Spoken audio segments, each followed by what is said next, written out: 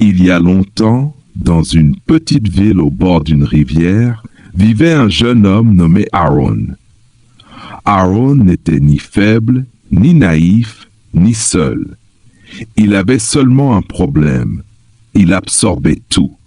Chaque commentaire blessant, chaque regard étrange, chaque mot prononcé sans attention, tout restait collé à lui comme de la poussière sur une vitre. Si quelqu'un lui parlait durement le matin, il en souffrait jusqu'au soir. S'il avait un désaccord, il y pensait pendant des jours. Et au fond de lui, il se demandait « Pourquoi les petites choses me dérangent-elles autant? Pourquoi d'autres restent calmes alors que moi, je brûle à l'intérieur ?» Un soir, après une journée difficile, Aaron s'assit près de la rivière, regardant l'eau silencieuse.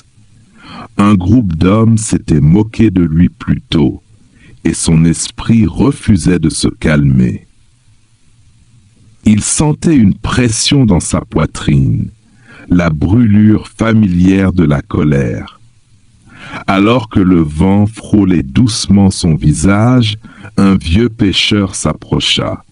Il avait vu beaucoup de tempêtes sur l'eau et dans le cœur des gens. Il savait presque lire les émotions comme il lisait les marées. « Tu as l'air lourd, dit-il doucement, comme quelqu'un qui porte un sac rempli de pierres. » Aaron força un sourire. « Les gens m'irritent trop facilement. Je ne comprends pas pourquoi. » Le pêcheur sourit avec bienveillance. « Viens, marche avec moi. » Ils avancèrent le long de la rivière. Le pêcheur dit « Sais-tu pourquoi certaines personnes te dérangent ?» Aaron ne répondit pas. Le vieux continua « Parce qu'elles ont du pouvoir sur ton espace intérieur, et tu le leur as donné sans t'en rendre compte. » Aaron fronça les sourcils. « Mon espace intérieur ?» « Oui, » répondit le pêcheur.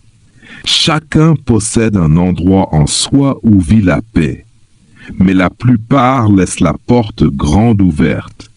N'importe qui peut entrer. Une remarque, un ton agressif, une critique, et tout s'effondre à l'intérieur. » Aaron regarda la rivière. L'eau était calme. « Observe l'eau, » dit le pêcheur.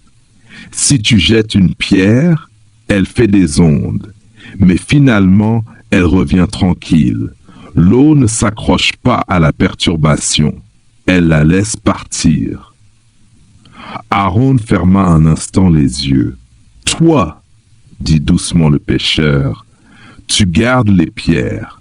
Chaque fois que quelqu'un t'en lance une, tu la prends et tu la gardes.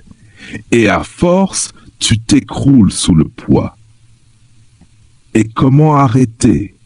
demanda Aaron. « En décidant, » répondit le vieux. « Tout le monde ne mérite pas une place dans ton espace intérieur. Toutes les voix ne méritent pas de toucher ton cœur. » Ils arrivèrent au marché. Les gens criaient, discutaient, râlaient. Le chaos. Pourtant, le pêcheur avançait calmement. Un homme bouscula Aaron.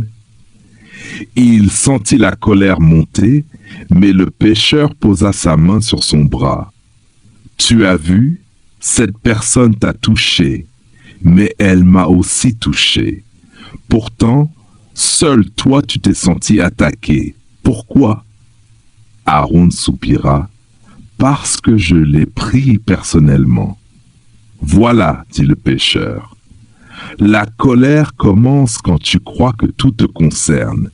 La paix commence quand tu comprends que rien n'est contre toi. » Ils observèrent une femme crier sur un vendeur. Sa voix était coupante. Aaron était mal à l'aise.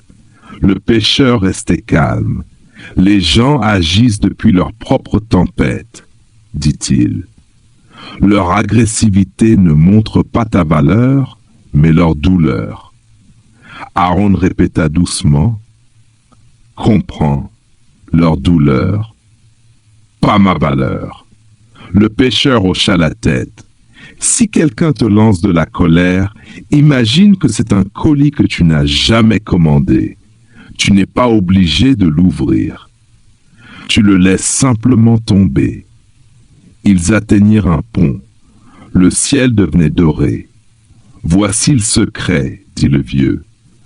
Pour ne plus être dérangé par personne, apprends à observer sans absorber, à voir sans recevoir, à être une rivière, pas un récipient. » Aaron imagina toutes les pierres qu'il portait, les disputes, les souvenirs difficiles, les paroles blessantes, et il se vit les laisser tomber une par une dans la rivière.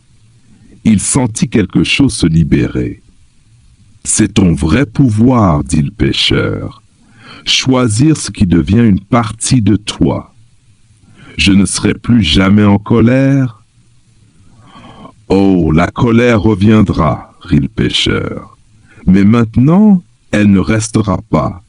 Tu l'accueilleras, tu la comprendras, puis tu la laisseras partir. » Et c'est ainsi qu'Aaron devint inébranlable, non pas parce que le monde changea, mais parce que lui changea.